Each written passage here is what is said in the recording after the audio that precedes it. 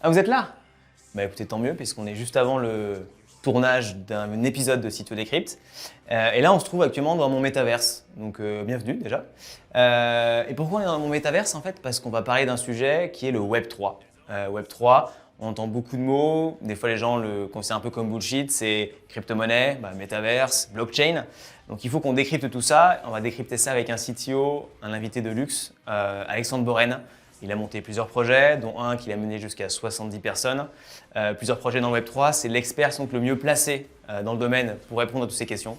Eh bien, écoutez, on le rejoint tout de suite en studio. Allez, c'est parti.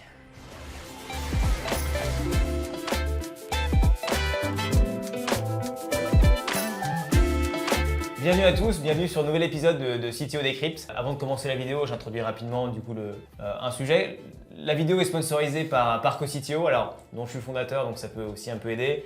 CoCTO, c'est quoi? C'est un service de recrutement de CTO à temps partagé pour des startups et des scale-up. Et on bosse notamment avec une communauté de CTO indépendants, les plus badass les uns que les autres. Notamment toi, Alexandre. Bonjour Alexandre. Bonjour. Ravi de t'accueillir sur le plateau aujourd'hui. Et aujourd'hui, pour aborder un thème en plus dont on entend beaucoup parler, un terme un peu bullshit aussi, c'est les sujets du Web3. Comment réussir un projet dans le Web3 et quels sont les codes de ce domaine, parce qu'on entend beaucoup de choses. Et je pense que tu es la bonne personne pour nous en parler. Merci. Donc voilà. On va essayer de montrer que c'est pas du tout un terme bullshit. On va essayer. Mission, engage, change, accepted, c'est parti.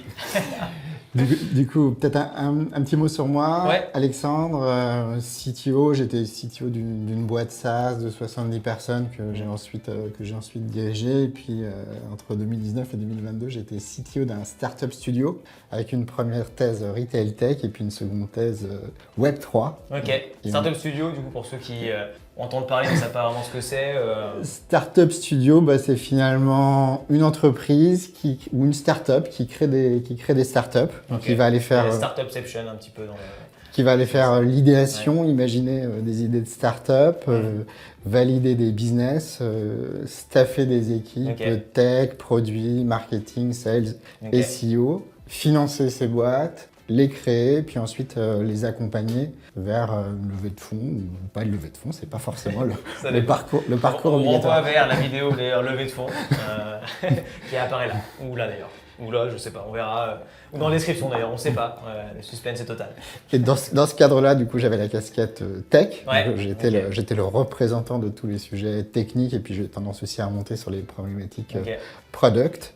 Ce qui m'a permis de voir pas mal de sujets, pas mal de contextes à la fois classiques, on va dire Web 2, SaaS. On va aborder les sujets Web 2, Web 3, là ça vient. Et puis des sujets Web 3. Et puis depuis le début de l'année, je fais un petit peu la même chose mais de manière indépendante, en particulier avec toi et l'équipe de CoCTO. Avec CoCTO, on accompagne un projet de tokenisation immobilière. L'idée c'est de permettre aux particuliers, plutôt que d'avoir acheté un bien immobilier complet, de pouvoir investir une fraction d'un appartement. Au lieu d'acheter un appartement 500 000 €, ils peuvent acheter 5 000 € de l'appartement sans avoir à s'engager plus que ça, ou acheter plusieurs fractions de plusieurs appartements. Ça, c'est un exemple de ce qu'on fait ensemble, mais j'accompagne d'autres projets dans la... On avait passé du coup quand même pas mal de projets dans le Web3. Dans la finance décentralisée, autour du gaming, autour de la musique. Donc effectivement, j'ai vu passer pas mal de sujets. Excellent. Est-ce que tu connais le principe de l'émission? Tu m'as rapidement expliqué, mais n'hésite pas à me repréciser. rappeler. C'est joliment dit, que je ne qu'il ne le sait pas du tout. Non, le but du coup, CTO Decrypt, c'est de vulgariser du coup des notions techniques pour des gens qui ne sont pas techniques dans le milieu des startups, donc les sales, le market, la finance, etc. Aujourd'hui, le sujet du Web3 et dans CTO Decrypt, tu as une note de 1 à 5, une note de vulgarisation. 1 étant la plus basse, 5 étant la plus haute. Donc 1 étant personne n'a rien compris, c'est une catastrophe. Même moi, j'ai rien compris. Même moi, j'ai pas compris. Même toi, tu t'es perdu. Et c'est horrible. On est sur n'importe quoi. Donc ça, c'est ce qu'on ne veut pas, logiquement. Et 5 étant la meilleure note, tout le monde a compris. Même ma grand-mère a compris. Même tout le monde. C'est la perfection. C'est l'horizon vers lequel il faut tendre dans la vie en général, d'ailleurs. si je peux m'exprimer, voilà, si je peux passer un message aux générations futures. Mais voilà, du coup, note vulgarisation. Il y a deux personnes qui notent. Il y a moi à la fin de la vidéo, parce que c'est comme ça, c'est moi qui décide. De toute façon, c'est mon média, donc je m'en fous. Donc je mets une note à la fin, et surtout la note qui compte le plus, c'est celle de vous. Téléspectateurs, viewers, je ne sais pas comment on peut vous appeler, mais du coup en commentaire, n'hésitez pas à dire si vous êtes d'accord avec ma notation en fin de vidéo ou à réagir au fur et à mesure à ce qu'on raconte pour dire ah ouais c'est génial ou mais qu'est-ce qu'il raconte, c'est n'importe quoi, je ne comprends que dalle, auquel cas la note descend évidemment. Donc ces notes-là, on fait la moyenne et puis ça donne une vraie note à la fin et on est tous contents. Donc est-ce que ça te paraît clair déjà? Allons-y. Allez, c'est parti. Alexandre, sur le sujet du Web3, on entend beaucoup de choses. Et je voulais savoir déjà de ton côté, tu as entendu certainement beaucoup de choses. Quels sont les plus grands clichés peut-être que tu as vu passer sur le Web3? C'était des anecdotes, des trucs comme ça. On est preneur. Oui, on est dans le monde du cliché. Il y a énormément de clichés qui sont poussés sur le sujet. Il y en a certains qui peuvent aider le Web3, l'adoption du Web3, la compréhension du Web3. Quand Facebook s'est renommé Meta et a poussé le sujet métaverse, ça a poussé quantité de gens à s'intéresser au sujet. D'ailleurs, quand on parle Web3, en général, des trucs qu'on entend, métaverse, crypto, blockchain, tout ça, c'est un peu dans ce même domaine-là. Même si on va y revenir, finalement, Meta, c'est pas franchement du Web3, finalement. C'est dit. le fait qu'ils aient poussé le sujet vient aider le Web3. Et puis il y a des clichés beaucoup plus bizarres qui sont poussés. Par exemple, on parle beaucoup du Bitcoin et puis on dit le Bitcoin, ça ne repose sur rien. Alors oui, on pourrait dire le Bitcoin, ça ne repose sur rien, comme l'euro, le dollar ou d'autres choses. Finalement, ça amène un glissement où les gens se disent, on voit, je sais pas, sur un site que le Bitcoin vaut 30 000 $ ou 26 000 $ aujourd'hui. Et les gens sont amenés à penser que s'ils ont un Bitcoin ou 10 Bitcoins, ils peuvent pas les convertir en 26 000 $. Et si on a un Bitcoin, ça vaut bien 26 000 $. Et puis peut-être quelque chose de très intéressant, pourquoi il y a autant de clichés, autant de communication pas forcément très pertinente autour du sujet, c'est parce qu'on touche des sujets profonds qui peuvent interroger des États. Quand on parle de Bitcoin, on parle d'un outil qui se veut être une monnaie. Du coup, on parle vraiment de sujets très fondamentaux. Du coup, il y a des gens très importants, la BCE, la Fed, la SEC, le gouvernement, qui peuvent parfois être effrayés, intervenir sur le sujet de manière pas forcément très exacte. Et faire une communication du coup aussi. Et souvent, ce qui est mis en avant, c'est, si je reste sur le Bitcoin ou les cryptos, c'est que ça permet la criminalité, le trafic de drogue. C'est ça. Avec des bitcoins, on achète de la drogue sur le dark web. Je sais pas si ça vous parle un peu, mais c'est un peu les clichés qu'on a en tête. Alors, quand on regarde un peu les données, le trafic de drogue, c'est un business monstrueux, beaucoup plus gros que le business autour des cryptos. Et puis quand on regarde un petit peu plus profondément, il y a 0,14% des transactions en crypto qui sont de la criminalité. Non, en réalité, les masses de trafic de drogue, je suis désolé. Et on remarquera quand même qu'Alexandre, on s'y connaît plutôt bien sur le sujet. Donc après, hasard ou pas, je ne fais que montrer des faits du doigt, après je vous laisse juger. Et si on va au bout du bout, oui, il y a des gens qui se sont amusés à utiliser le Bitcoin ou des cryptos, qui ont utilisé le Bitcoin ou des cryptos pour la criminalité. Évidemment, en réalité, c'est un très mauvais outil pour ça, parce que les transactions sont transparentes, donc tout le monde voit tout ce qui se passe. Du coup, c'est pas le meilleur outil crypto n'est pas le meilleur outil pour faire du trafic de drogue. Le dollar papier, bien. Et quand la Fed, la BCE agite ce genre de BCE, du coup, pour ceux qui, même moi, je suis un peu à la limite de Banque centrale européenne, l'entité publique qui gère l'euro, ou le Fed, l'équivalent qui gère le dollar, donc les émetteurs d'euros et de dollars, agitent ce genre de chiffon. C'est évidemment pour défendre leurs précarés, ils sont pas dupes. Oui, qui ont aussi leur propre monnaie, etc. Donc il y a des enjeux de souveraineté majeure. Ok. Et écoute, pas mal comme sujet pour introduire ça donne envie quand même d'en savoir un peu plus sur tout ça. On est parti sur le cliché. Ouais, c'est ça, on est parti sur le cliché. On sent qu'il y a des trucs à aller creuser. Et du coup, on a introduit comme ça le sujet, on a dit on arrive sur du Web3, on va parler de Web3. Mais toi, du coup, quelle serait ta définition justement de ce mot Web3? Un projet Web3, c'est un projet qui fait intervenir la blockchain. La question qui arrive immédiatement. La blockchain, boum, warning. Mais qu'est-ce que c'est? C'est quoi la blockchain? Je traduis en français, chaîne de blocs. Voilà. C'est tout. J'ai pas gagné grand chose. pas encore gagner grand-chose. La blockchain, finalement, on est habitué à des systèmes qui sont centralisés. La donnée est stockée à un endroit unique par un acteur unique.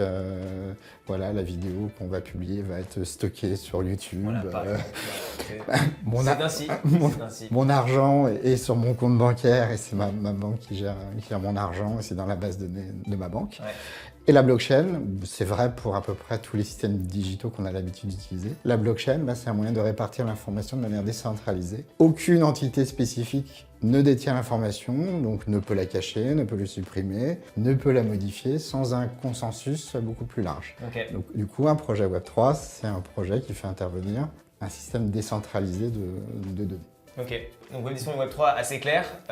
Et après, il y a les buzzwords qu'on entend pas parler, là, il y a Metaverse, NFT. Est-ce que tu as une définition pour qu'on puisse avoir un cadre aussi commun On va essayer. NFT, c'est finalement un certificat de propriété digitale ou de titularité. Je vais prendre des exemples pour être plus clair. On pourrait avoir ça existe, il y a des NFT de diplômes.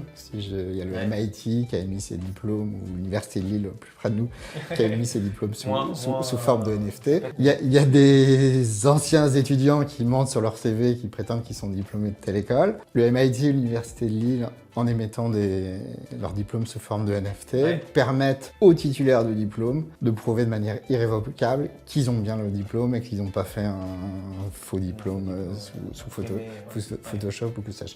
Preuve de propriété d'un diplôme, ça peut être preuve de propriété d'une œuvre digitale. Quand on parle de tokenisation immobilière, ça peut être preuve de propriété d'une part d'appartement, d'un appartement. Voilà. C'est une preuve de propriété digitale. Métaverse, c'est un mot qui est employé par différents acteurs et parfois les acteurs disent « je fais un métaverse » et en fait ça ne correspond pas forcément exactement à la définition du métaverse. Chacun a un peu sa définition du métaverse, je vais donner la mienne, excusez-moi. Un métaverse, c'est un monde immersif, virtuel, qui a la particularité d'être unifié. C'est-à-dire que c'est pas un monde unique où je vais aller jouer, je sais pas, mes enfants jouent à Roblox, ils sont dans un monde virtuel Roblox, mais ce n'est pas un métaverse parce que c'est un monde dédié à un jeu. Pareil pour plein de jeux, pour Fortnite, etc. Pareil, dans ce qu'a fait, on en a parlé au début, Meta avec Horizon, c'était un monde virtuel mais dédié à Facebook. Donc c'est un monde immersif mais partagé. Donc il y a des acteurs qui ont joué ce jeu-là, c'est Decentraland et puis on a un acteur français connu, en tout cas dans l'écosystème, qui s'appelle The Sandbox, qui ont créé des mondes virtuels où finalement les objets, les vêtements que je peux avoir, ce sont des NFT. Et quand j'ai mon NFT dans The Sandbox, l'idée c'est que je puisse le retrouver dans un autre monde virtuel. Et si on avait un métaverse regroupant tous les jeux, on pourrait avoir, je sais pas, une arme, que sais-je, dans Fortnite, et la retrouver dans The Sandbox, et la retrouver dans Roblox par exemple. Et ça commencerait à créer un monde virtuel unifié. Ok, on peut avoir des liens. Et je me disais, est-ce qu'on peut pas aussi en profiter pour définir, on a parlé un peu de crypto-monnaie, via le Bitcoin par exemple, peut-être le terme crypto-monnaie qu'on entend aussi beaucoup parler du. Oui, le Bitcoin est une crypto-monnaie. Finalement, une crypto-monnaie, c'est une monnaie qui est sur la blockchain. Et le plus souvent, c'est une monnaie qui est utilisée pour un service spécifique. Je viens de parler de Decentraland. Dans le monde de Decentraland, il y a une monnaie qui est le mana. Et dans Decentraland, je paye en mana ce que je peux acheter. Et du coup, chaque éditeur de service va aller créer son token, son crypto-actif, qui va pouvoir être utilisé. Et aussi, particularité, échangé contre un autre actif. Du coup, il a une valeur monétaire universelle. Si j'ai un mana, je pourrais bien dire j'en ai plus besoin. Ok, ça roule. Ça roule. Et on parlait tout à l'heure du coup du passage, on parlait du Web 3, donc en fait c'est le passage du Web 2, enfin sous-entendu il y a un Web 2 et on va dans le Web 3. Pourquoi on dit ça en fait? Pourquoi on dit qu'on passe du Web 2 au Web 3? Quelle est la différence peut-être entre ces deux? Remontons au Web 1. Remontons aux bases. On part d'un web qu'on a appelé a posteriori Web 1, mais un web verticalisé où l'information est descendante et nous est poussé au début des années 2000, ce qu'on appelait tout de suite le Web 2, qui était un web communautaire où chacun venait apporter sa contribution à l'écosystème, au réseau. C'est Facebook, c'est ce qu'on est en train de faire avec YouTube, c'est LinkedIn, c'est Twitter, c'est Insta, où finalement tout à chacun, on participe à une communauté et on produit du contenu. Et l'idéal est très sympathique, il y a des acteurs extrêmement intelligents qu'on connaît tous, qui se sont dit, c'est cool. Il y a plein de gens qui sont en train de nous créer du contenu gratuitement, ils nous l'offrent. Et en plus, ils sont super gentils, ces gens-là, ils nous donnent toutes leurs données. Ils nous disent ce qu'ils aiment, ce qu'ils font, où ils sont. Enfin, ils nous donnent toutes leurs données. Et du coup, ils ont tiré une valeur économique totalement incroyable de tout ce contenu que tout à chacun utilisateur, on leur a donné. Alors, on connaît tous ces acteurs, c'est Google, c'est Meta, c'est Apple, c'est Microsoft, c'est Amazon.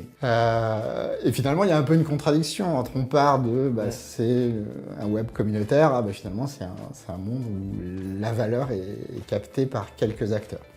Et c'est là qu'arrive le Web 3. Donc le Web 2, c'est un web à l'origine communautaire où chacun participe, qui s'est finalement extrêmement centralisé auprès de quelques acteurs qui sont maintenant ultra puissants. C'est pour ça qu'arrive le Web 3, et puis la première question que tu m'as posée, c'est qu'est-ce que c'est que la blockchain? Et puis ma réponse, ça a été de te dire finalement, c'est une base de données qui est décentralisée. C'est des projets qui peuvent être décentralisés. Et on repense au Web 2, projet ultra centralisé. Le Web 3 vient proposer des solutions technologiques qui permettent, par exemple, d'avoir une communauté de freelancers, mais qui n'est pas liée à une entité verticale, mais qui est décentralisée, où chaque freelancer va être partie prenante, va avoir un droit de gouvernance, va interagir de manière décentralisée avec le système, sans qu'il y ait un acteur vertical centralisé, la corporate, qui puisse décider d'une manière ou d'une autre du fonctionnement. Pourquoi l'évolution du Web 2 ou du Web 3, et puis il faut aussi faire le parallèle avec un autre phénomène qui s'est passé dans un tout autre secteur, mais qui était assez similaire en parallèle de cette évolution technologique, et arrivé en 2008, une crise financière majeure. Ça a eu un impact du coup aussi sur... Et ça, c'est l'origine de la création du Bitcoin. Qu'est-ce qui se passe en 2008? Les banques ont investi de manière malencontreuse. Elles commencent à faire faillite. Et en particulier, le contribuable américain est amené à payer pour combler le trou créé par les banquiers. Et c'est à ce moment-là que le Bitcoin est créé en disant « ça suffit, on va arrêter de financer les banquiers ». C'est un peu l'idée sous la charte.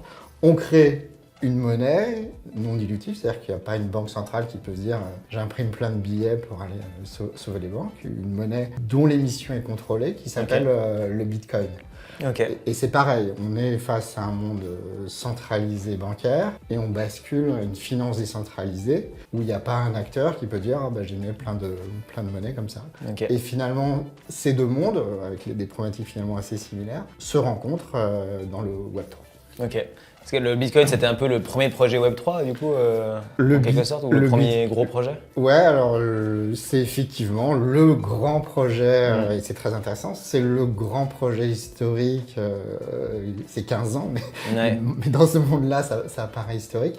Mais ce qui est intéressant, c'est qu'il y a eu plein d'évolutions technologiques, plein d'évolutions d'usage. Pour autant, le Bitcoin reste, et de loin, la première crypto-monnaie. Parce qu'il y a une notion de monnaie, ce qui fait que l'historique, l'ancienneté, et du coup de confiance, qui fait que l'historique et l'ancienneté sont hyper importants. Du coup, il y a un côté ou un train technologique qui va très très vite, avec plein d'évolutions dans cet écosystème, et en même temps un besoin de confiance. Donc les acteurs qui sont installés depuis longtemps ont aussi beaucoup de valeur. Excellent. C'est du petit lait ce que tu nous sers aujourd'hui. et du coup, le Bitcoin, donc un des gros projets clairement Web3 aussi qui est venu dans l'histoire. Toi, tu as aussi bossé sur plusieurs projets, du coup plusieurs startups qui sont montées aussi sur des projets Web3. Pour arriver un peu dans ce sujet-là, du coup, c'est lesquels qui ont le plus réussi que tu connais? Ou que tu peux peut-être pas citer, je sais pas, un peu sous... non, je parle d'une expérience particulière. Habituellement, quand on construit un produit technologique, qu'est-ce qui se passe? Il y a des besoins business, il y a des besoins utilisateurs. On vient prendre en compte l'aspect technique et puis on construit une solution. Et dans cet écosystème Web3, sur un des projets Web3, on a utilisé ce qu'on avait développé pour valider les hypothèses business. Du coup, on avait des scénarios, il va y avoir une adoption très forte, rapide, une adoption plus lente, pas d'adoption. Des scénarios où il va y avoir des investisseurs qui vont venir très tôt, avec des montants variés, des scénarios avec des signes noirs. Et on a utilisé la tech, finalement, le produit, pour aller donner des insights, des informations au business, à la fois sales, mais aussi sur l'equity. Comment monter l'equity story de la boîte. D'accord, ok. Voilà.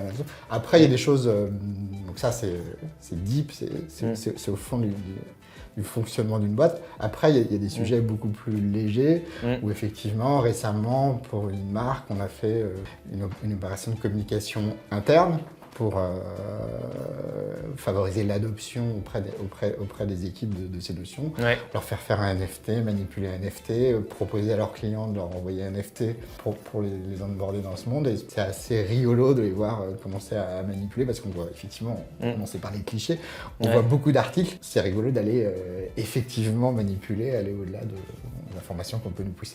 Ouais, c'est ça. Du coup, tu as les projets des fois un peu de ce type-là Web3 qui sont lancés dans des boîtes qui ont déjà une activité et qui disent voilà, je veux...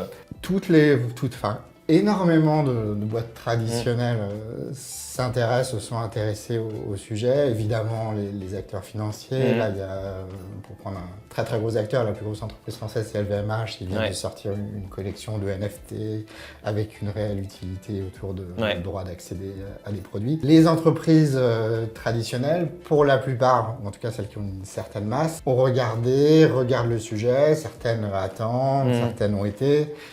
Mais en tout cas, elles sont toutes en observation au moins pour comprendre ce qui se passe et y aller si besoin. Est-ce que tu as vu des projets aussi dans le Web3 qui ont complètement foiré en fait? Oui, bien sûr. Évidemment, il y en a plein, il y en a qui sont publics, évidemment. Et puis à un moment donné, il y a eu une aspiration gigantesque et tout n'était pas sérieux. Je vais plutôt parler moi d'un projet que j'ai vu de près, dont j'aurais aimé qu'il marche, mais on n'a pas réussi. On n'a pas réussi à craquer. C'est la vie finalement, c'est comme ça. C'était quoi? L'idée, c'était d'aller favoriser le commute, le trajet domicile-travail, avec un moyen responsable, le vélo, les transports en commun, versus un moyen moins responsable, la voiture. Et on a cherché, vraiment, on a retourné le sujet dans tous les sens, à voir si on ne pouvait pas utiliser la blockchain, la liquidité de la blockchain, des tokens, pour incentiver un commute responsable. Intéresser de manière matérielle, pour le coup. Un commute responsable. De l'argent ou de la crypto-monnaie, finalement. Et on n'a pas craqué le modèle, on n'a pas trouvé le moyen d'incentiver ça. Oui, on en parlait encore à midi. Il y a des sujets d'infrastructure, donc on s'est posé la question, est-ce qu'on pourrait améliorer ici la blockchain pour financer l'amélioration de l'infrastructure? On n'a pas craqué le modèle, on a fait cherché à faire des choses plenest. On n'a pas craqué le modèle. Voilà, il y a des choses, ça répond pas à tout, et il y a des sujets qu'on n'a pas craqué, on aurait bien aimé réussir ce sujet. Ouais, ok. Justement, tu disais sur le sujet, par exemple, pas réussi à craquer le modèle. Quand tu parles de craquer le modèle, c'est qu'il n'y a pas eu d'adoption ou il n'y a pas eu un moyen de trouver... En fait, on n'a pas été jusqu'à développer du Web3 parce qu'on n'a pas réussi à trouver un modèle sur le papier. Il y a des interviews, etc. On parle de différents acteurs, mais on n'a pas réussi à trouver un modèle qui nous convainquait et qui nous aurait permis de développer une infrastructure blockchain, créer un token. On n'a pas exécuté parce que on était bloqué, on ne voyait pas le sens. Si on prend 2 secondes de recul, finalement, sur ce sujet-là, qu'apporte la blockchain, qu'apporte la décentralisation? Peut-être pas grand-chose, ce qui fait qu'on n'a pas trouvé le sujet fondamental. Hein, c'est là où on arrive peut-être sur un peu le bullshit Mais quel rapport finalement avec la blockchain? On n'a pas trouvé le moyen de créer de la valeur qu'on aurait pu transmettre aux personnes qui basculaient de leur voiture à leur vélo. C'est ça, donc ça ne s'applique pas partout, on ne peut pas le mettre partout. Des fois, ça ne marche pas, quoi. Ça marche pas ou on n'a pas été assez bon. Oui, vous avez 2 options. Voilà, on dira que ça n'a pas marché. Et du coup, c'est marrant, tu parlais de réussite, échec. Est-ce que tu as en tête les facteurs de réussite et au contraire facteurs d'échec du coup justement sur les projets Web3 qui sont peut-être un peu différents du coup que projets Web2 ou projets classiques de start-up? Pour que ça ait du sens, il faut arriver à une décentralisation, construire un projet qui soit réellement décentralisé et pas un projet construit par une entreprise très verticale qui veut décider de tout. Et qui utilise la blockchain. Ça, c'est déjà une philosophie à avoir dans le projet. Il faut que soit si c'est dans une entreprise classique, il faut que les porteurs de ce projet-là soient dans ce mindset. Si c'est une création d'entreprise, il faut que les fondateurs soient réellement dans cet état d'esprit d'aller créer un système décentralisé. Ça, c'est clé. Il y a des sujets d'UX. C'est-à-dire que finalement on parle d'une technologie qui est un petit peu nouvelle. L'UX n'est pas toujours très naturel. UX du coup, s'il y a des gens qui nous écoutent et qui peut-être n'ont pas le mot en tête, UX. User experience, c'est tout simplement la facilité de compréhension d'usage de la solution digitale qui est proposée. À quel point il y a des frottements, c'est galère, ça charge pas, je comprends pas ce qu'il faut faire. Mauvaise UX ou ça marche tout seul, tout est immédiat, j'ai pas de réflexion. Et oui, le Web 3, c'est un web nouveau, du coup on n'est pas tous hyper familiarisés à ce fonctionnement. Il faut arriver à créer une UX que les utilisateurs vont comprendre. On va prendre les sujets pour comprendre, mettre et utiliser la solution, quoi. Après, il y a d'autres notions. Cet écosystème s'est construit sur des valeurs assez fortes. Quand on parle du Bitcoin qui s'est construit en réaction aux banques centrales, du coup, cet écosystème est constitué d'une communauté qui a ses convictions, qui est très importante. Et il faut arriver à travailler avec cette communauté, l'impliquer, l'embarquer. Et la communauté est très sensible en particulier à la transparence. La blockchain est transparente. C'est-à-dire que si j'ai un NFT, tout le monde voit que j'ai ce NFT. Si je fais une transaction, tout le monde voit que je fais une transaction. Et du coup, il faut que les projets soient aussi tu as une culture spéciale à ça. C'est en gros, quand tu crées un projet Web3, tu le communiques et tu as directement une communauté qui va suivre en fait, les avancées du projet, etc. C'est des futurs clients? C'est quoi un peu cette… C'est finalement comme dans tout projet. Si je suis dans Facebook, si je suis dans une marque dans Facebook, finalement, je cherche à construire une communauté. Et effectivement, cette communauté qui connaît le Web3 a des codes particuliers. Et c'est effectivement tes premiers utilisateurs, tes premiers clients, avec une notion importante il y a des leaders d'opinion qui sont forts. Une notion importante de bien communiquer avec les leaders d'opinion. Un point que j'ai pas dit sur les facteurs de réussite, mais finalement on a de toute façon les mêmes critères que dans les autres types de boîtes. Il faut un marché, il faut une bonne équipe. Du business, des clients. Il n'y a pas de particularité à market fit. Évidemment, tous les autres facteurs de réussite et d'échec classiques s'appliquent. Facteurs d'échec spécifiques, c'est typiquement les projets qui vont cocher la case blockchain, mais qui n'ont pas d'usage réel de la blockchain parce que c'est à la mode, parce que c'est la hype, parce que c'est cool, parce que c'est techno. Fameux genre, j'utilise la blockchain, mais juste parce que… voilà, quoi. Et auquel cas, ça va être un centre de coût, un centre de complexité, mais il n'y aura pas de valeur créée par la blockchain, du coup ça marche pas.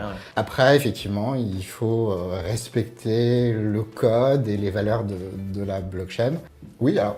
Évidemment, il y a des différences un petit peu technologiques, techniques. Les langages qui sont utilisés en blockchain ne sont pas les mêmes langages que ceux utilisés en Web 2. Mais c'est pas fondamentalement différent. Et un ingénieur qui a été formé avec un langage entre guillemets Web 2 va très vite s'adapter au Web 3 et réciproquement. Il y a des différences peut-être plus fondamentales. En Web 2, finalement, le CTO, il loue ses serveurs. Il sécurise ses serveurs, donc il a tout ce rôle autour de l'infrastructure, de la sécurité. Le CTO, l'équipe tech Web3, elle va déployer ses smart contracts, ses développements sur la blockchain, donc de manière publique. Donc elle ne maîtrise pas son infrastructure. L'infrastructure, du coup, comme tu disais, c'est le serveur. C'est le serveur sur lequel tournent les logiciels. Donc ça peut être Amazon, ça peut être… Alors, en Web 2, c'est Amazon, c'est Azure, c'est Google, OVH si on veut être français. En Web 3, il n'y a pas cette étape. On déploie directement sur la blockchain, ce qui fait qu'on n'a pas la main sur la sécurité, sur la sécurisation de ce qu'on fait. Dans un contexte, je pense que vous l'avez entendu, qui est assez financiarisé, où j'ai des tokens, où on va tendance à avoir des transactions. Autrement dit, on déploie du code informatique sensible, qui manipule des masses d'argent qui sont parfois fondamentales, dans un environnement où la sécurité classique qu'on applique dans une banque ou dans une start-up n'est pas applicable. Ce qui fait que la sécurité se gère autrement. Il y a des notions de sécurité du code, donc de ce qui est codé, qui prend beaucoup plus d'importance. Les audits aussi de code prennent de l'importance. On ne peut pas réellement faire de tests d'intrusion, on n'a pas la main sur nos serveurs. En revanche, la manière dont on sécurise est différente. Un tout autre sujet que la sécurité, le CTO, l'équipe technique, l'équipe produit est très vite confronté à des sujets réglementaires. Très vite, en fonction des choix qui sont faits peut y avoir des impacts de réglementation, c'est-à-dire être cohérent avec la réglementation ou être en infraction avec la réglementation de l'AMF ou de la SEC. Ou la drogue, le trafic de drogue. On parlait tout à l'heure du trafic de drogue, là je pense que ça peut être un sujet. Et il faut toujours avoir en tête la réglementation. Ouais. Alors évidemment, ce qui est fait à la fin est validé par un conseil, les boîtes sont accompagnées par un conseil, mais en fonction des solutions qui sont prises, les impacts sont différents, donc il faut avoir ça en tête beaucoup plus que sur des sujets web. Ok, ouais, c'est l'aspect réglementaire aussi qui rattrape le CTO assez rapidement en fait. Clairement. Ok. Ouais, hyper intéressant. Question un peu personnelle que je voulais te poser aussi. Alors, on est passé du Web 1 au Web 2, etc. Là, c'est OK. Et là, on arrive sur du Web 3, mais j'ai l'impression que j'en ai pas complètement encore sur du Web 3 et j'ai un peu le feeling qu'on n'arrivera vraiment, en fait, jamais, tu vois. Et je me dis, est-ce que c'est pas un peu survendre ce truc de dire Web 3 et dire que voilà, tout le monde va dans Web 3, etc. Et je vais te poser la question, quelle est ta vision là-dessus? Est-ce qu'on va un jour arriver dans le Web 3? Est-ce qu'on y est déjà? Voilà. Je pense que tu as 2 fois raison. Wow. T'as raison dans le sens où finalement le Web 2 n'a pas remplacé le Web 1. Le Web 1 existe toujours. Le Web 3 n'a pas forcément vocation à remplacer le Web 2. C'est pas parce que le Web 3 apparaît que ce qu'on fait actuellement dans le Web 2 va disparaître. Du coup, premier point pour toi. Second point avant que ce soit toi. Finalement, oui, le Web 3 n'est pas arrivé à maturité. On voit que les évolutions technologiques sont par à-coups. Il y a eu des à-coups, des évolutions intéressantes récemment. On n'y est pas encore tout à fait. Je pense qu'on a encore besoin effectivement d'usage, d'adoption, un peu comme ChatGPT a montré l'intérêt de l'IA pour tout le monde. On a besoin de cet accélérateur. Donc, je ne pense pas que le Web 3 va tuer le Web 2. Rassurez-vous, Banque Centrale, rassurez-vous, Google. Et je pense pas non plus que... Je pense qu'il y a effectivement encore quantité de choses à faire sur Web 3, ce qui m'arrange en tant que CTO. Parce que si tout était fait... c'est un peu plus compliqué. C'est vrai. Faudra faire autre chose. Ok, bah écoute, non mais très cool. Merci Alexandre pour, merci pour cette invitation. pour tout ce que tu nous as apporté. Il est temps de la note. Alexandre, la première note qui est, je pense, la plus importante, parce que c'est la mienne. Voilà, c'est tout, ça suffit à se justifier. Non, mais du coup, je vais un peu argumenter, voir un peu comment j'ai apprécié le sujet. N'hésitez pas du coup à réagir en commentaire, à me dire si vous êtes d'accord avec moi. Note de décryptage, sujet déjà de base, on arrive sur un sujet Web 3, etc. Pas mal de vocabulaire de base qui est un peu compliqué, de notions qui sont complexes. Donc c'était pas un sujet facile. Mais globalement, du coup, pour la complexité du sujet et la manière dont tu l'as traité, la note sur 5, moi je donnerais bien 4,5. Là, je le dis. N'hésitez pas à me dire du coup si vous n'êtes pas d'accord ou si vous êtes d'accord avec ça. Et on fera la moyenne aussi des notes des téléspectateurs ou viewers. On sait pas comment on appelle les gens comme ça sur YouTube. Et du coup, on fera la moyenne de tout ça et puis on verra un peu ce que ça donne. Mais en tout cas, nickel. Merci. Est-ce que tu as un mot de la fin, Alexandre, pour conclure merci beaucoup de m'avoir permis de décrypter tous ces sujets qui effectivement sont pas toujours très bien traités. C'est très cool de m'avoir donné la parole sur ces thèmes qui peuvent être à la fois légers, parfois très profonds. Ok. Oh, c'est l'envie d'en savoir un peu plus. Et si on veut en savoir un peu plus, comment est-ce qu'on peut te contacter, Alexandre? Donc, si les gens me disent Alexandre, c'est un truc génial, qu'est-ce qu'on met en description pour te contacter facilement du coup Alexandre Borren sur LinkedIn. Alexandre Borren sur LinkedIn, ok, on met ça en description. Vous verrez un peu son profil aussi sur d'autres sujets. Tuff Top Profil d'ailleurs sur LinkedIn est un dessin, qu'il faut le dire. Ça peut être un peu surprenant au début. C'est pixelisé. Moi, ça m'a surpris. Ça respecte le code. C'est ça. Il est dans les codes du Web 3, donc c'est nickel. Non, mais écoute, merci beaucoup Alexandre pour ce moment. Et puis nous, on se dit à bientôt. À bientôt. Et merci à tous de nous avoir suivis, de nous avoir écoutés. Et puis on se retrouve bientôt pour un nouvel épisode de CTO Decrypt. Ciao!